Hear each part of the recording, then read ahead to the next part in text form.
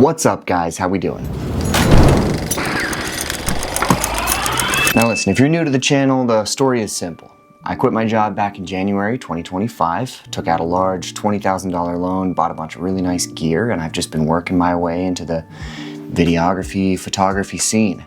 This channel is here for those who want to follow me as I figure out how to work my way into the filmmaking industry and, hopefully get onto movie sets or something someday. I've made 2 YouTube videos now. I'm on to 3. It is really fun. I enjoy it, and I enjoy seeing the engagement from you guys, especially those of you who are in sort of a similar spot to me and dealing with the same issues yourselves. This is difficult though. I mean, everything is very time consuming. I'm trying to have work-life balance. Sometimes my real jobs stack up a bit though, and making this YouTube thing is difficult. It's been 2.5 weeks now. I've been trying to get this video out for 2.5 weeks. And the project I was making it about was taking too long, and then once I did finish that project, then I just didn't have any time. So finally, I'm uploading this one, and hopefully I'll get to the next one quicker. If any of you have any suggestions on how to be more consistent or make this process easier to pump out good quality YouTube videos, man, I'd love to hear it. Please let me know. So what's the goal for this video? A client, the Fellas Barber Shop, they've got a new shampoo 3-in-1 situation and a new beard oil that they wanted me to make a product video for. And usually I do more of a storyline, kind of like a 30-second to minute long ad using people and whatnot. I wanted to try to get a little more fancy this time. I don't really know what I'm doing, I can promise you that, but this is why it's nice to have a company that I work for that lets me, kind of use them as my guinea pig and try all sorts of new stuff on them.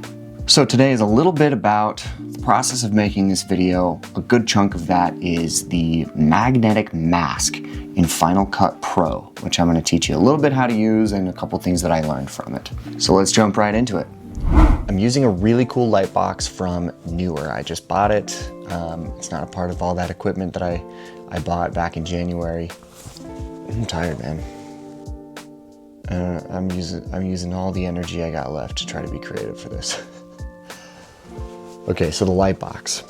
I've been using a light box that is owned by the Fellas Barber Shop to shoot photos of their products. But now I'm getting requests from other companies that want me to shoot their products and such, and so I figured I should probably just get my own. I didn't like the one that the Fellas had. It had too many poles and connectors, and I didn't like the way it folded together. It was really weird. And so I got this one from Neewer, which is really solid. The walls fold together nicely. They Velcro together when they come out, so you're not having to worry about a bunch of zippers and stuff. The light is built right into the ceiling of this box. It can be removed easily enough, but it can also just stay there and you can pack it around. You don't have to remove it every time. I haven't really tried this before, so I'm not sure exactly how it's gonna turn out, but I'm thinking what I'm gonna do is, they sell Lazy Susans online, like a thing that'll spin for you. I don't have one of those, but I do have like a wooden charcuterie board Lazy Susan. So I think I'm gonna use that, put the product on top of it, spin it around, and film that in 60 frames per second in case I want to slow it down. Final Cut Pro has a magnetic mask effect, which is pretty cool. I haven't really used it though, so I'm thinking this is where I might be able to do that. But I think I should be able to remove the background and just have this product spinning in mid-space, and then I can add some effects after the fact and get a really cool product video. I don't know, let's see. Okay, so this is what it looks like spinning around on the Lazy Susan. Let's go ahead and tighten up the frame. This is where we can go search for our magnetic mask. We're going to apply that. And then we're going to select the bottle. We've got to click Analyze. It's going to analyze to the front and to the back, everything that is in this clip. Then we click Done. Bingo, there it is. I don't like exactly what's going on here at the bottom, so I'm going to kind of defeather a little bit, like so. That kind of cleans it up. Okay, the biggest problem I'm seeing here is that the reflection of the wood on the bottle is making it orange on the bottom. But overall, it's actually not a bad look. To try and solve that problem of the wood reflecting back up onto the bottle, I taped together a few pieces of printer paper and cut out a circle. And we're gonna see if that will fix the problem. All right, I'm shooting with the Canon R5 right now. These are the settings that I've got going on. I've got the light box only turned up to like half power, and it is still pretty damn bright. So these are the settings that I'm shooting with right now.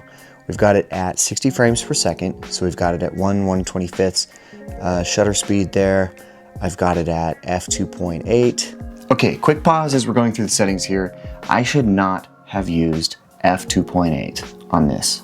When dealing with aperture, there are primarily two reasons why you're gonna wanna use a lower f-stop, which is what I'm generally at. Lower the better. Why? Because it lets more light in and it creates a better depth of field. You know what I mean? You get blurrier background and foreground. Okay, well, light is not a problem because I have a light box. It is shining so much light in there, and I didn't even use its full capacity. The problem, which you will see later if you pay attention to the details, is that by creating a better depth of field, the edges around the bottle get a little bit fuzzy. You'll see later when I'm using the magnetic mask that the bottle is not very clean cut, and so often the mask is having a hard time differentiating the background from the bottle, thus causing some issues that I just had to slap transitions and other effects in there to fix. Back to it. 200 ISO. I am shooting in C-Log 3. That's gonna let me play a bit with the color. I matched the white balance over here to 5600 Kelvin. That is the only color temperature that this light box can do.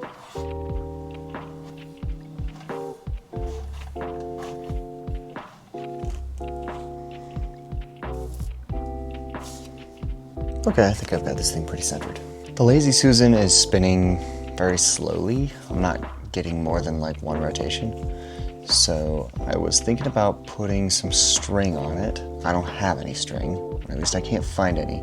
So I'm gonna try taping my camera strap to it, and we're gonna see if that works.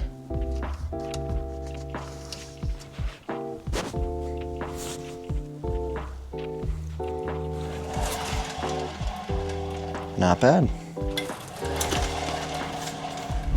So a couple days after this, I set up another shot.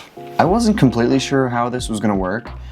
I did end up liking it. There were some things I would change in the future to make it a little bit better, but overall I thought it was fine. Basically, I set up in front of a TV. I broke out this long mirror from my room, set it up on a table and put some blankets under there to kind of level it out and make sure that it could take the weight of one of these shampoo bottles.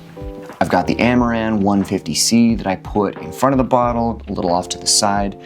I didn't use that much light. I honestly regret using as much as I did though, because it ended up really separating the front from the background, and then color grading was a little difficult because of that. I spent quite a bit of time flipping through YouTube, finding some aesthetically pleasing like ambiance videos. Personally, I'm really into that stuff. When I'm working, editing videos or planning stuff, I like to have something going on in the background to kind of set up the atmosphere. I can't do a show though, because I can't listen to people to talk. I can't get distracted by it, but having something up on the TV that's got some nice music and kind of a little scene that I like to look at is really nice. So I'd already found several of these before, but I tried to find some different scenes that would play a little bit off of the scents themselves. So for the oil, it smells like teak wood, sweet tobacco, and tropical fruit. I feel like that's a weird mix, but the oil does smell good. So I found a few different atmospheres that could fit those scents. And then for the 3-in-1, one of them is scented mahogany, so I found kind of a wooden interior that looked kind of fancy. And then for Oud, I used sort of a Middle Eastern desert night look. You can't really even tell what it is. after the fact, but I liked it. Some of these ambiance videos create a little bit of movement to them by adding kind of dust particles that are floating in the wind. I really liked that, so I actually wanted to add that to the foreground as well. I got that right off of Storyblocks. You can just download one, usually in 4K or HD. Once it's downloaded with an overlay like this, you pretty much just put it on top of your main clip, transform the size if needed, and then change the blend mode to add. You can adjust the opacity of it if you like as well, or just try other blend modes to see if you like one better. Usually add will work for things like dust particles or embers. Anyway, I thought that gave it a pretty cool look. For the final parts of these videos, I shot 2 different scenes. Regretfully, I was in kind of a rush because I was filming 5 different videos for the barbershop that week, plus a couple of other jobs that I was doing for other businesses. I was slammed and I sort of cut corners a little bit. It ended up fine though.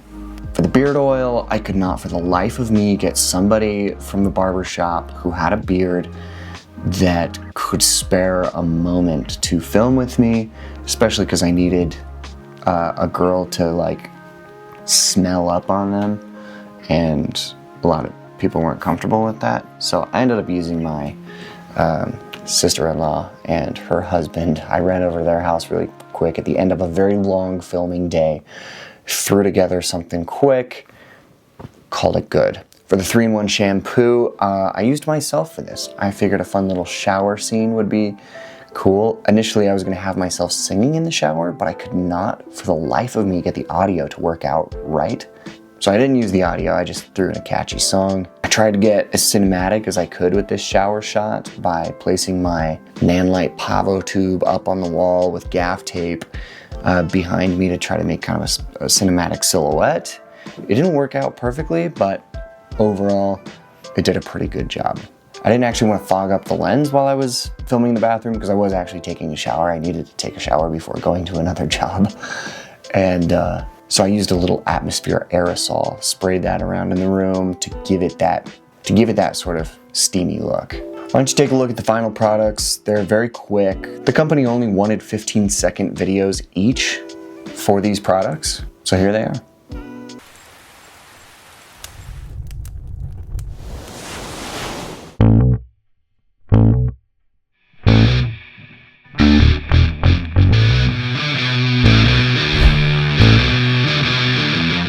And the next one.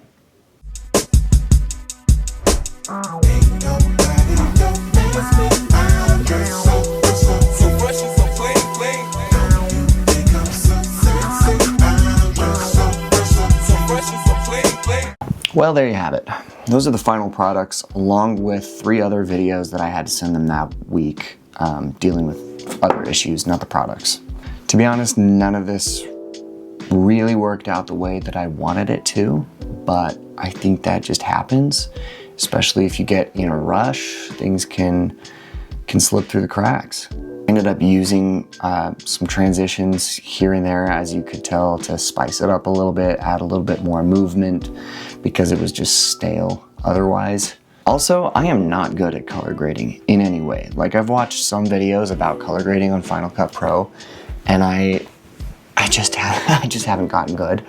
I'm pretty much the guy currently that slaps a LUT onto something. I mean, I adjust the white balance first, if needed. I am getting better at doing that in camera, but I adjust the white balance first, I adjust some of the shadows and highlights first, then I throw on a LUT or 2, adjust those a little bit, and then that's pretty much it. So I do need to figure that out.